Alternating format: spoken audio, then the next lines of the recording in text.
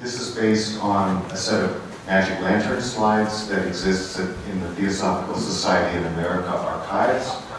And it's thought that these slides were used by one of the famous early 20th century theosophists, C. Generajadasa, who was from Sri Lanka, or Ceylon at the time.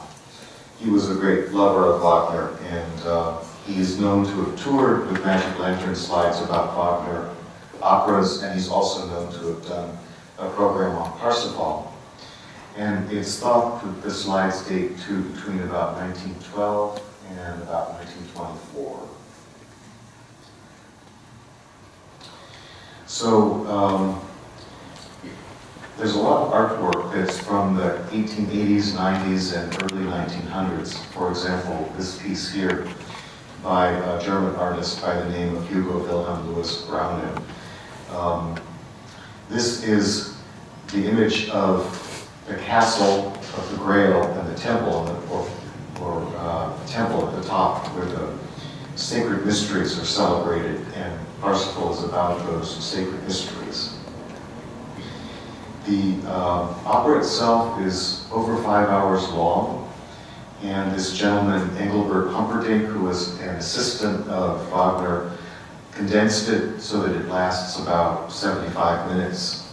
And in this version, it's just for piano instead of for orchestra and for voices. And I think it's very beautifully performed, and in some cases has a quality of meditative music, almost like New Age music, except better.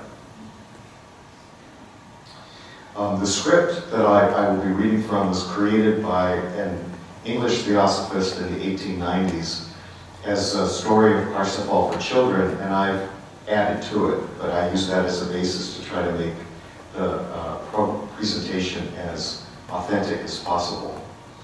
And I also borrowed from the Victor Book of the Opera.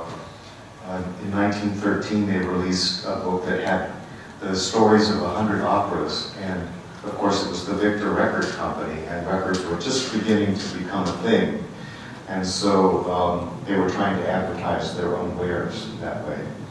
And it's thought that the basis of the slides actually was made to go along with this book as a kind of publicity thing for salesmen to go around to libraries and so on and introduce people to the operas through the slides, and then of course people would buy the recordings. So I wrote Unknown Theosophist because it wasn't clear yet who did it, but I think I'm on the track. As I mentioned, it was Generajadasa, who later became the 4th international president of the Theosophical Society. So here's the magic lantern slide image of Wagner, who was the composer and librettist of Parsifal. And in this opera, he was very much influenced by Buddhism, by ideas of reincarnation, even by vegetarianism in the sense of animal rights. You'll see in the story what I mean by that. And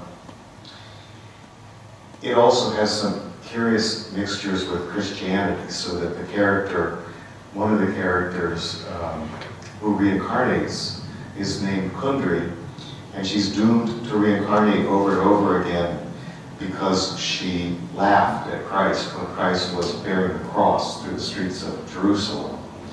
So that element, obviously, is a sort of hybrid of Buddhism, Hinduism, and reincarnation mixed with Christianity. Also involved are some of the legends of King Arthur, Knights of the Round Table, and especially the Holy Grail. And then some epic poems from the Middle Ages, Parsifal from Wolfram von Eschenbach from the early 1200s, and the philosophy of a 19th century German philosopher, Arthur Schopenhauer, who introduced Wagner to Buddhism.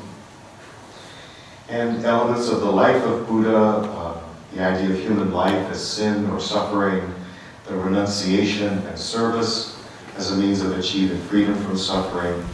These are all ideas that came into Parsifal and and made it especially appealing to Theosophists. And non-harming, as I mentioned, also plays a role in karma, reincarnation. With Christianity, the life and the miracles of Christ are mixed in. Again, human life is sin and suffering, but now the idea of redemption through service. And especially the agape, or love feast, which is written about in the New Testament and has become the basis of the ritual of Holy Communion. Except in Parsifal, it's a celebration of universal brotherhood and a gift of healing for the world. The Holy Grail is a symbol of the ancient wisdom according to this interpretation of Parsifal, and the Knights of the Grail are the masters of wisdom. The Grail realm is then considered to be on a higher plane than the physical plane, and that would be the plane of unity consciousness, the Buddhic plane. And behind the story is the idea of the spiritual path as a progressive liberation from suffering and reincarnation, or quote-unquote sin, through service. And you can take the map of the theosophical idea of initiation and pretty much transfer it to the characters of Parsifal, even though Parsifal was written only a few years after the Theosophical Society was incorporated in 1875. I'm not going to dwell, well, no, I'll say something about this. Kundry, she's the only female character in the opera. She represents an aspirant to the path. There is a set of Grail novices who are learning about the realm of the Holy Grail. These are the probationers. The Grail Knights, who play an important part in the ceremony that is one of the climaxes of the first and the third acts of the opera, is the Brotherhood of Initiates. Parsifal himself is an adept, which is to say a fourth level initiate, becoming a fifth level master. And then we have an evil magician in the form of Klingzor, who represents a fallen occultist or a member of the so-called Brotherhood of the Shadow, who's trying to go against the current of evolution. So the way the Theosophist who created this show presented it, there was an outer drama. It was made up of what happens on the stage between the singers, and you could read about it in the libretto of the opera, and that represents the action of the opera. But there was also a musical drama, what happens in the orchestra, based on an idea of Wagner called Leitmotif, which is a musical theme that represents either a character, or we might say a state of consciousness, or a particular thing that has deep symbolic significance. These things repeat over and over throughout the opera to give you an idea of what's going on behind the scenes in a kind of archetypal realm.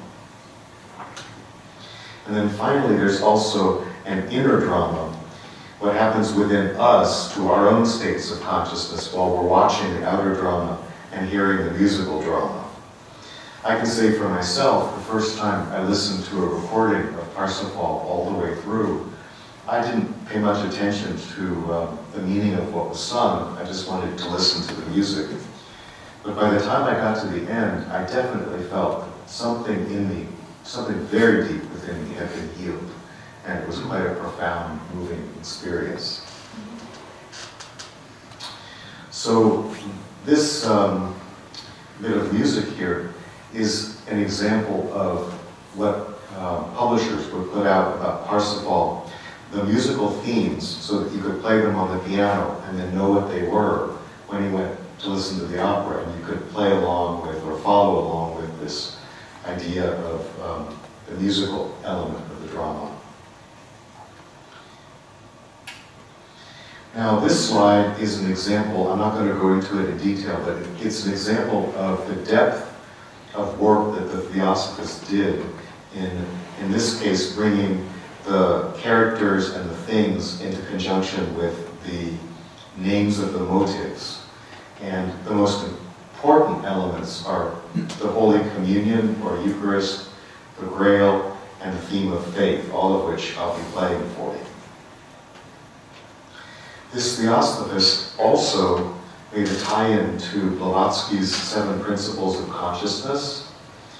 The lower quaternary, or the lower 4 principles, corresponding to what is called the mortal personality, the part of us that we leave behind when we leave our lives on the physical plane, consisting of the physical body, the vitality, the subtle body, and desire, all with the Sanskrit words that Blavatsky connected with these principles.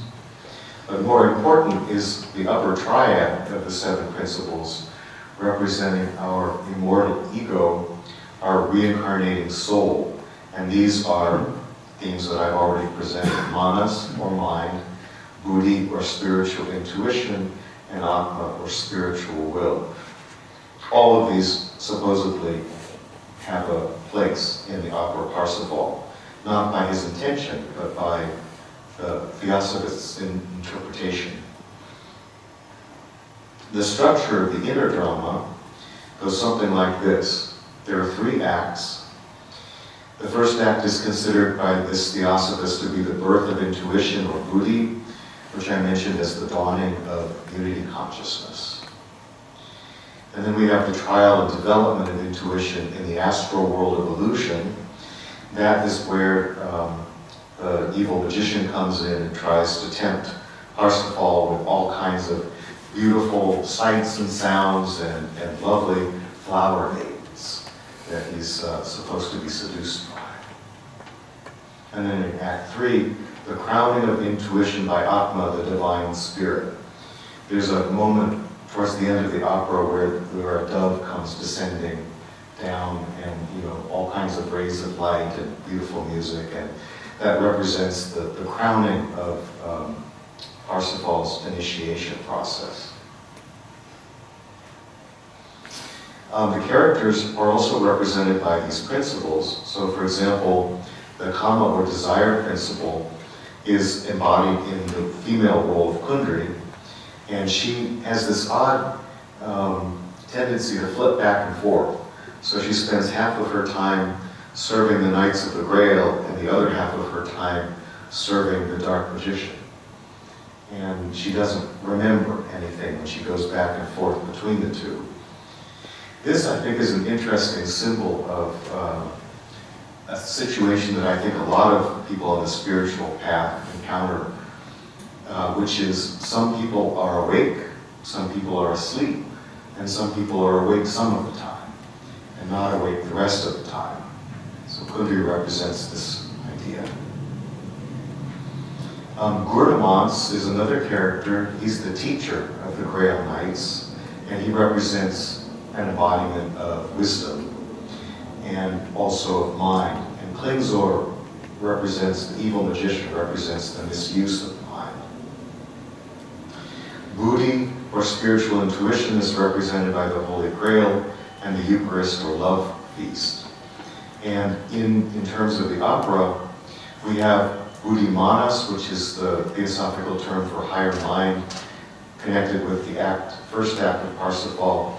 And then Manas Taijasi, illuminated mind. These are terms from Blavatsky in Parsifal Act 2. And then finally, the spiritual will, or Atma, is represented by the Holy Spear.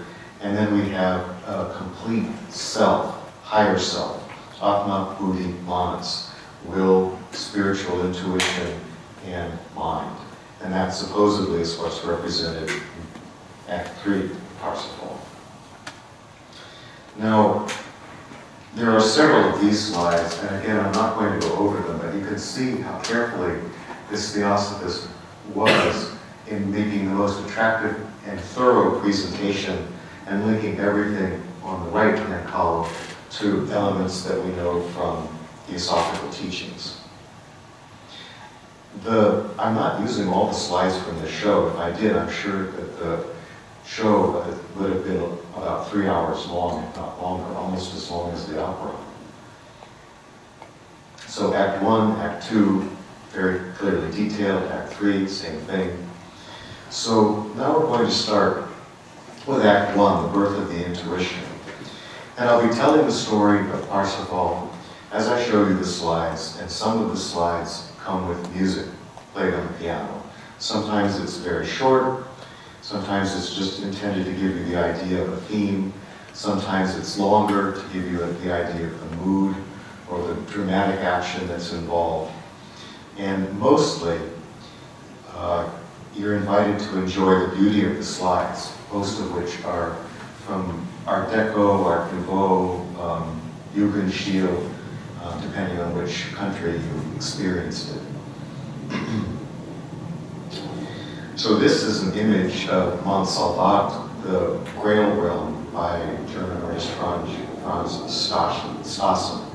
I'm not going to give you the information about the artist and the title from this point forward because I'm going to be telling the story, but if you're interested, the information is there. Many years ago, there lived among the mountains of Spain a band of knights who spent their lives in devotion and the search for spiritual knowledge.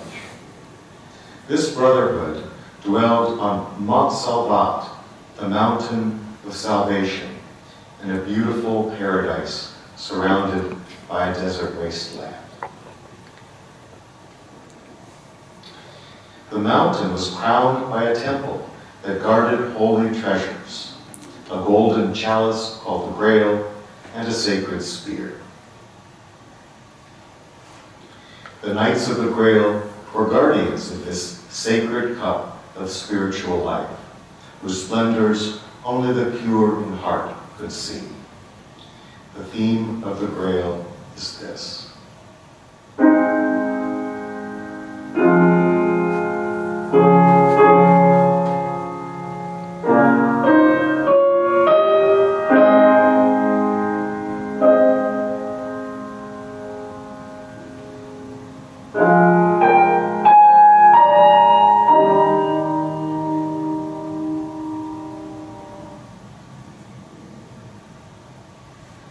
Centuries ago, the sacred spear had pierced the side of Jesus Christ when he was suffering on the cross, and the Holy Grail had captured the blood that dripped from the wound. But the Grail was also the cup that Christ used at the so-called agape, or love feast, the Last Supper, shared by Jesus and his disciples, which Christians commemorate in the rite of Holy Communion. The theme of the love feast is this.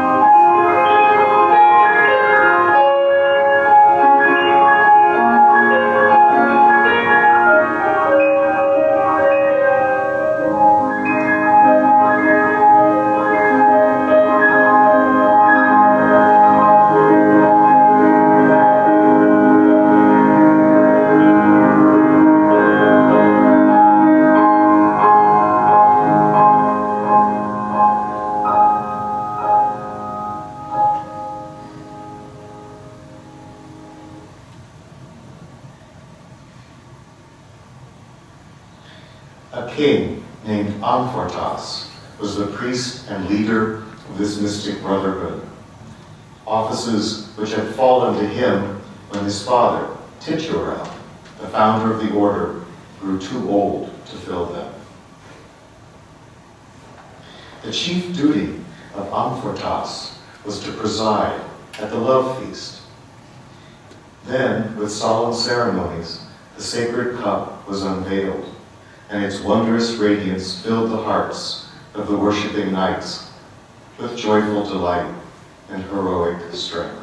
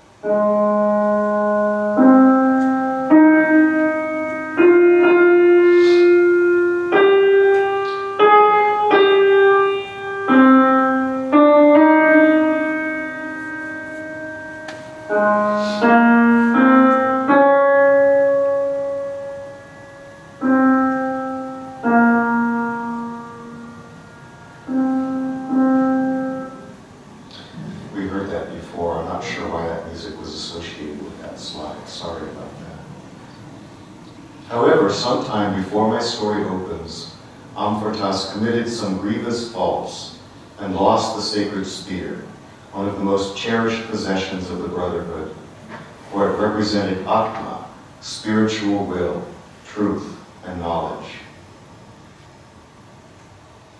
Not far from the castle of Amfortas and his knights, there lived a wicked magician named Klingsor, who was always seeking to destroy this mystic brotherhood of the Grail.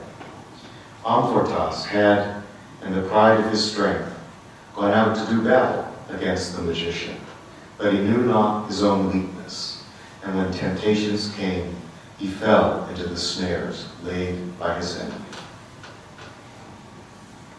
Klingsor called forth his servant, Kundry, who brought about the fall of Amfortas. In a previous life, Kundry had laughed at the suffering of Christ on the cross. She was cursed to incarnate again and again until at last she could wipe away this sin. Klingsor's magic caused Kundry to appear as a beautiful, highly sensual woman. In her presence, Amfortas forgot his mission and fell into sin, selfishly seeking only his own personal, worldly pleasure instead of unselfishly seeking to overcome the evil of the world. Thus, Amfortas came under the power of Klingsor, who was then able to steal the sacred spear. Klingsor pierced the breast of Amfortas with the spear, opening a wound that would not heal. In great agony of body and mind, Amfortas realized he had fallen from the right path, lost the purity he once possessed, and was no longer fit to act as priest to the Brotherhood of the Grail. Whenever he did so, the wound would open and bleed, and he would be left that much weaker. But he selfishly refused to celebrate the love feast. No life-giving radiance, no mystic splendor would shine forth from the sacred cup to strengthen the Grail Knights and bless their work, and they would gradually fall into inaction, weakness, and despair. This is the theme of human suffering.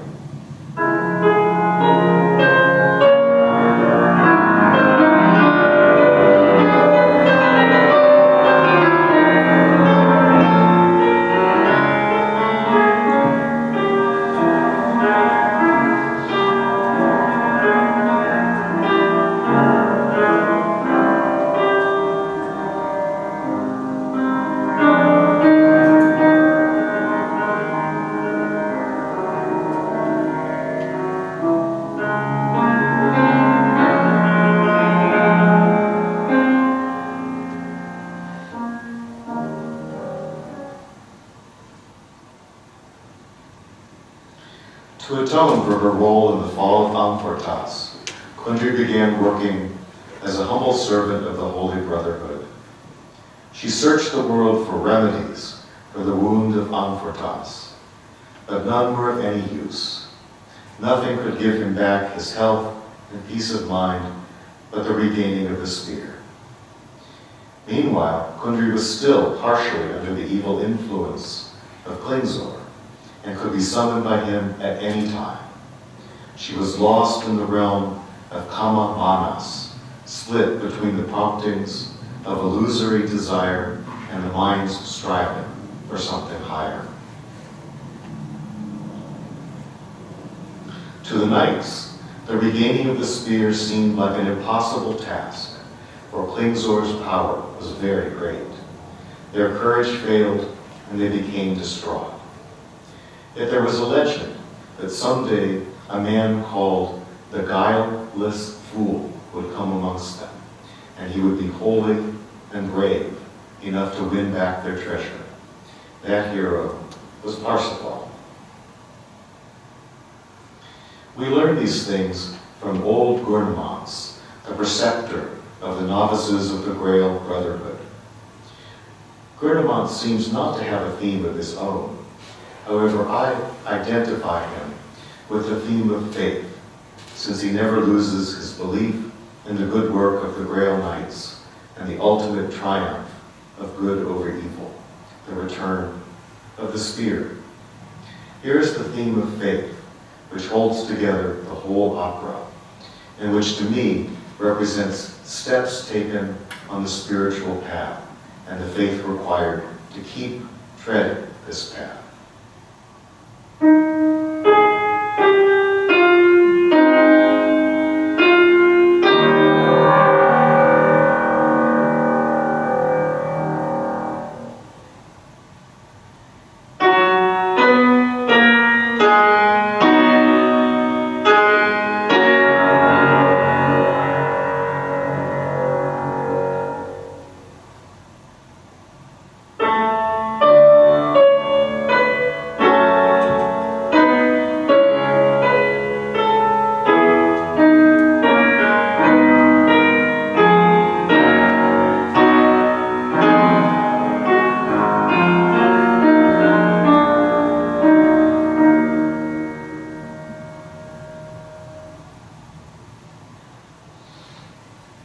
One day, Gurnemans, the eldest of the knights, was sitting in the wood beyond the castle, talking in sad tones to a group of young novices. He was telling them how times were changed since the days when they all lived together in peace and happiness, strong in the might of Amfortas, blessed in the visions of the splendors of the Holy Grail, and of his firm belief that one day some pure and sinless man would come and restore to them the blessings they had lost. But, continued Gurnemans, unless the guileless one comes soon, my master, Amfortas, will be dead, and his old father, Titurel, the founder of our order, will also die without the consolation of celebrating once more the love feast. At that very moment, they were startled as one of their beloved and beautiful white swans fluttered down on the lake and died. At this, they were very angry, for these birds were held sacred and were never allowed to be killed. They rushed eagerly to find out who dared to intrude upon them and shoot one of the sacred birds. To their surprise, they found a stranger, a young man with a bow in his hand, who was evidently the cause of the death of the poor bird. When they accused him of the deed, he made no attempt to deny it. Indeed, he seemed surprised at their anger. For they were very angry with him. Gurnemans gave him a great scolding and asked him how he dared going about killing birds that did him no harm, but on the contrary made the world more beautiful for being in it. As Gurnemans spoke, the young man's face grew troubled. His slumbering intuition, buddhi, seemed gradually to wake up. He realized for the first time that he had been behaving as the enemy to the birds and beasts around him by taking their lives, instead of making friends with them and treating them as his younger brothers, whom he was bound to love and care for. At last, he burst into tears and broke his bow across his knee, flinging the bits far into the wood. Gurnemanz asked him many questions as to where he came from and who were his parents, but the youth seemed ignorant of everything except his name, which he said was Parsifal.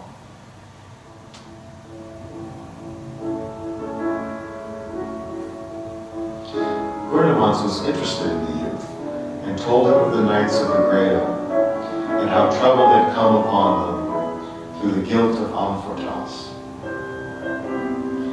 Trouble which could only be removed by a man who was pure and brave enough to win back for them the spear from Klingsor, the wicked magician.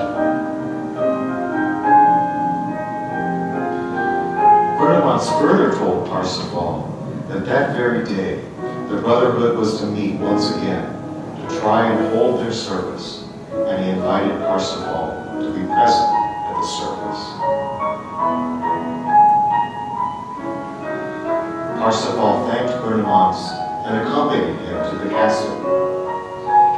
First they crossed a bridge that separated the outer from the inner lands of the Grail realm. Then, by a secret way, they passed directly through the mountain on which the castle of the Grail was perched. Parsifal was amazed that the journey went so quickly. Gurnemanz replied that within the Grail realm, time changes through space. Thus they were ascending to a higher plane. Suddenly, they were within the temple, where great bells were tolling to summon the Brotherhood to their Holy of Holies. Astral bells, some call them.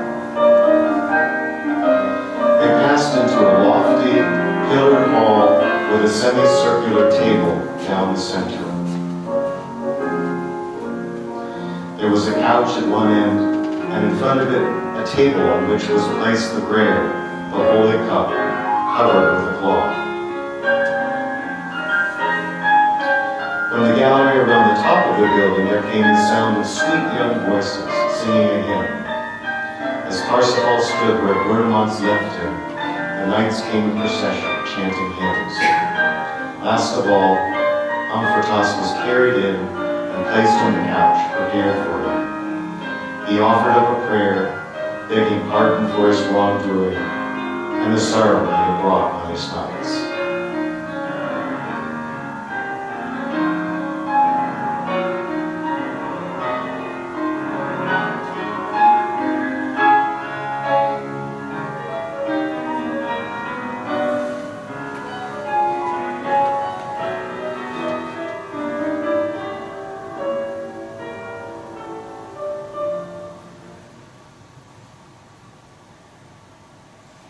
After this prayer, the sacred cup was unveiled and held up before the gaze of the Brotherhood, who were gladdened to see a brilliant ray of light illuminate the vessel and shed its luster on all around.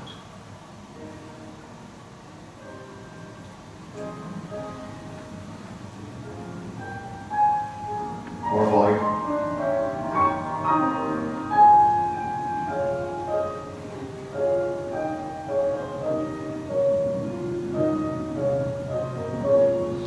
Parsifal stood entranced. He did not notice the departure of the knights from the hall, and that all was silent around him. Thus he stood till Gurnemanz shook him briskly, asking if he were dreaming. But Parsifal was not dreaming. He was pondering what he had seen, and went forth from the castle, firmly resolved to find the sacred spear and restore it to Amfortas.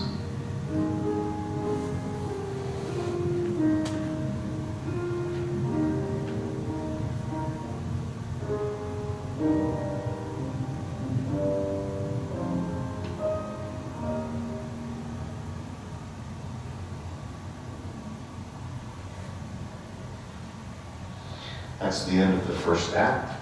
How was the volume level for people? Good? Okay, let's continue. Second act, the trial of the intuition. Parsifal went forth to wander in the world with the goal always before him of finding the sacred spear.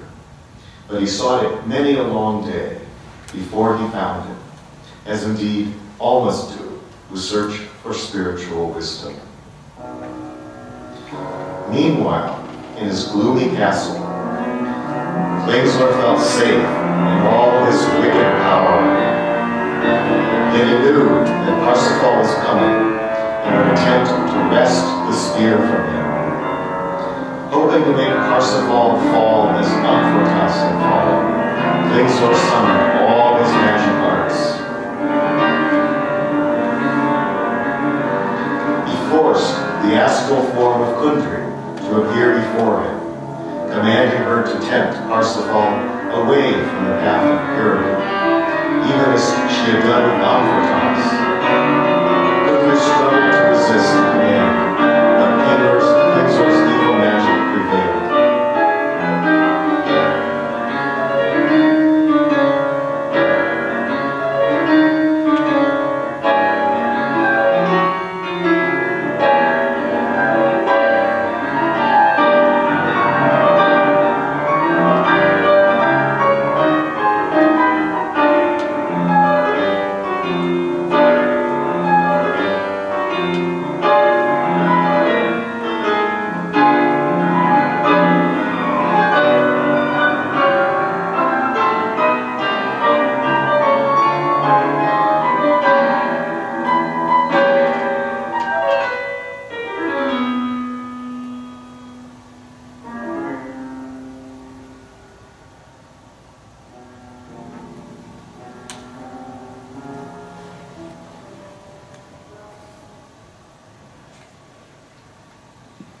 Then Kundry's apparition vanished, and the gloomy castle sank into the earth to be replaced by a magic garden full of beautiful but illusory trees and flowers, a riot of the senses.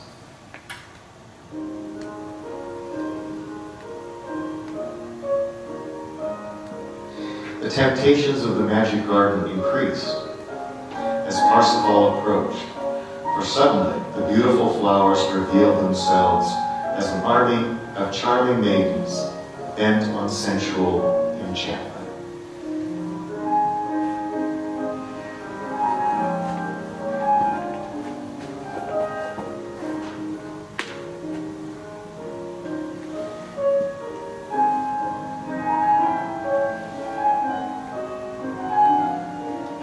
The flower maidens swarmed around him, attempting to beguile him into renouncing his high mission and coming to dwell with them in Klingsorg's castle forever, in leisure, luxury, and sensual pleasure.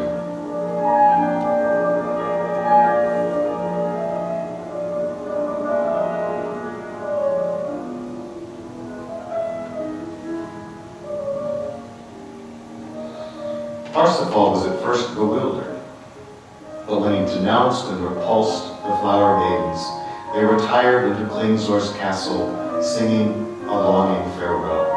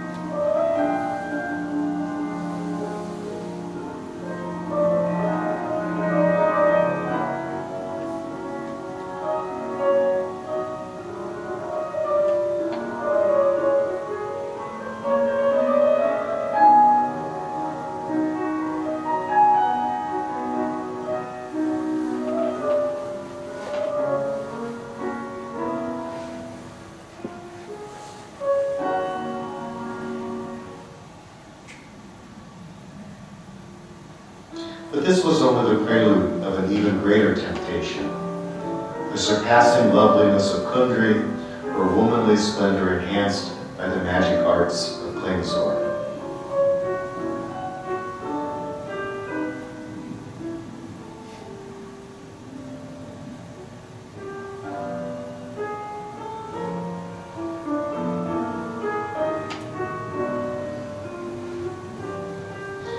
Kundry told Parsifal about his childhood. She knew of his mother, who was named Herzeleid, heart's suffering, whom he lost long ago and could barely remember.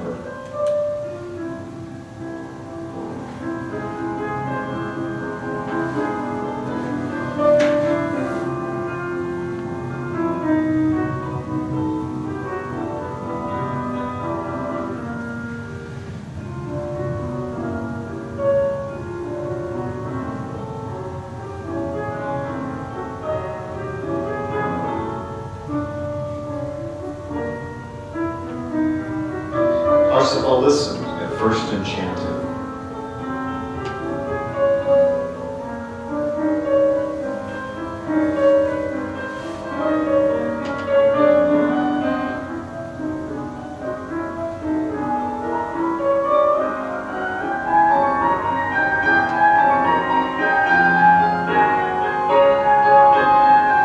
But when Kundry began insinuating that she could become a loving mother and replacement for Herzeleid, Parsifal suddenly realized the danger he was in and repulsed her.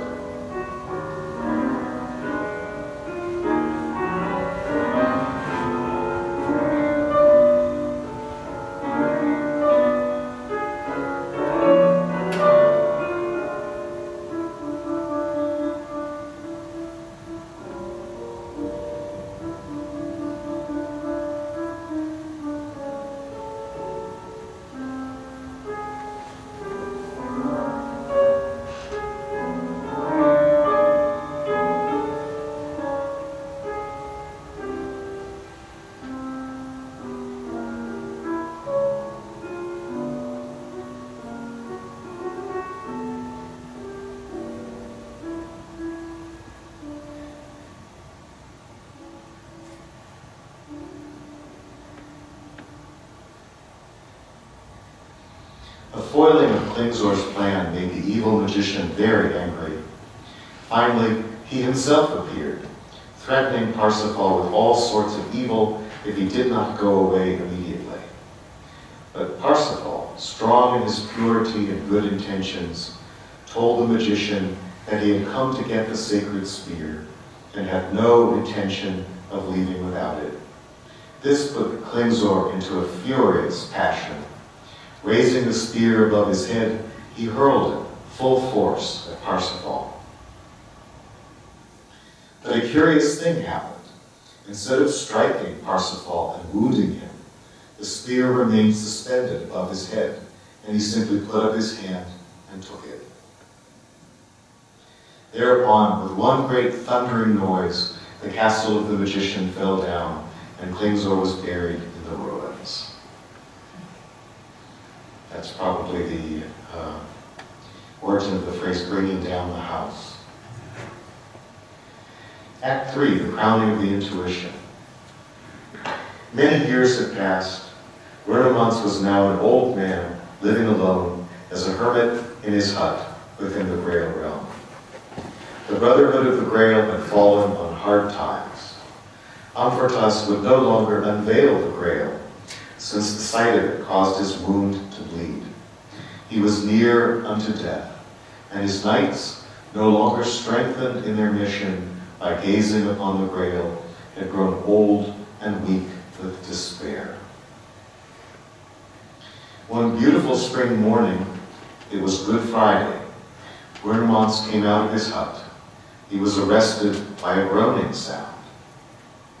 It was Kundry, awakening from the dead trance that seemed always to precede her transition from serving evil to serving good. Once on her feet, she took a jug from the hut and filled it at a nearby spring.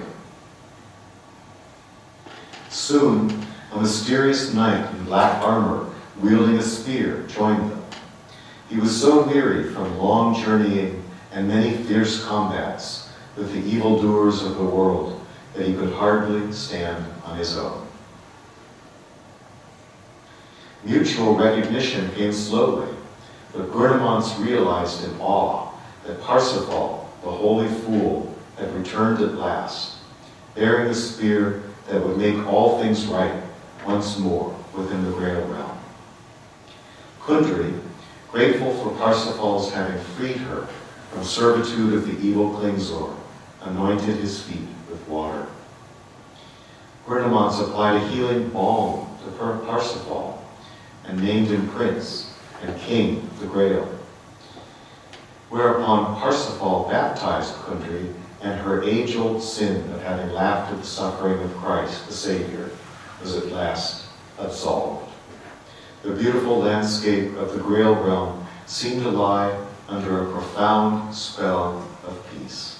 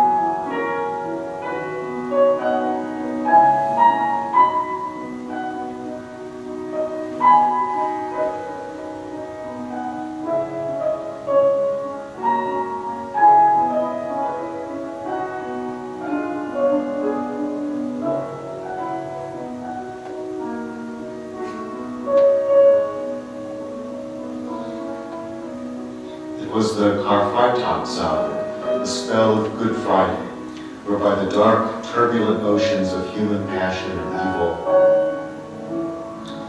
give way to the flowing tears of repentant sinners.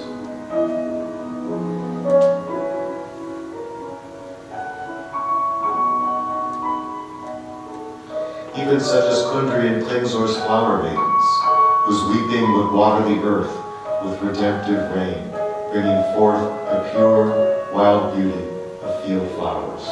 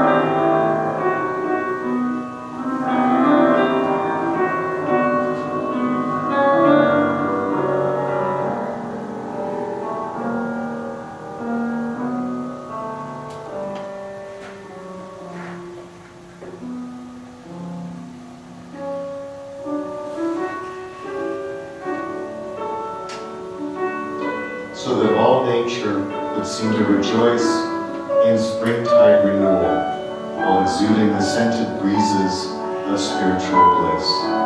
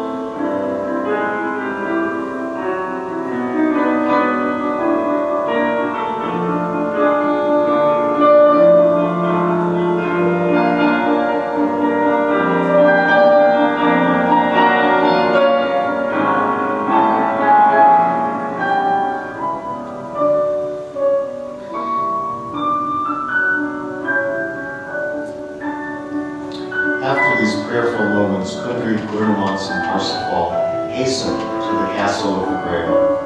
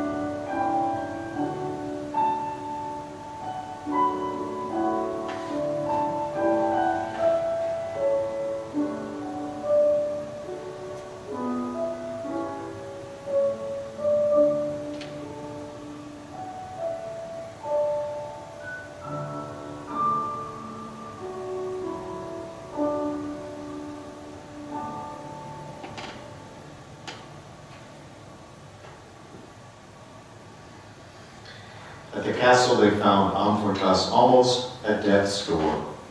The nights were full of grief and forebodings. For old Titurel, the founder of their order and father of Amfortas, had died at last, and they were preparing his funeral rites. In the midst of the solemn ceremony, Parsifal approached Amfortas and touched the latter's wound with a spear, and at last the wound was healed.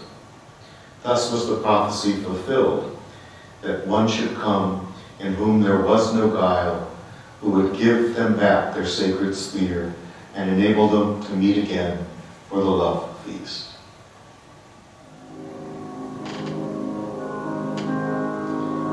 This Savior, Parsifal, from that time forth would be their priest and leader.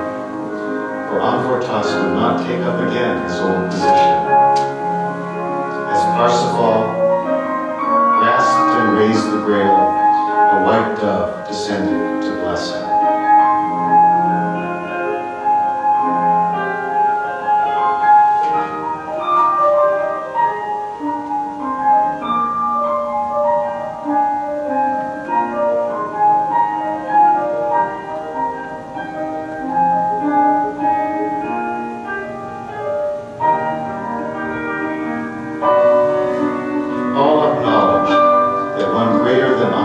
Had arisen, one who had been tried in the fires of temptation and who had come out victorious, one in whom the spiritual intuition, Buddhi, was fully unfolded, and who would thenceforward lead the brotherhood of the Holy Grail to even higher thoughts, purer lives, and ever greater deeds in their perpetual battle against the world's ignorance, suffering, and evil. The Holy Grail of salvation through loving sacrifice glowed with unearthly light. Gurnemonts and Amfortas did homage to Parsifal and the Grail. Kundry too was gazing at Parsifal in wonder, and she collapsed, her long journey of expiation completed at last in this blissful moment of beatitude.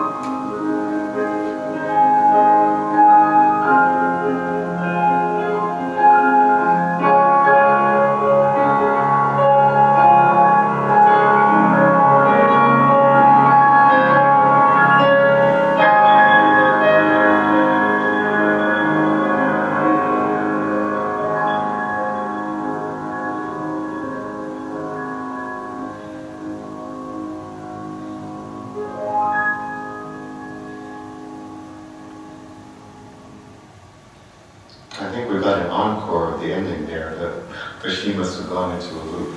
I hope to find it.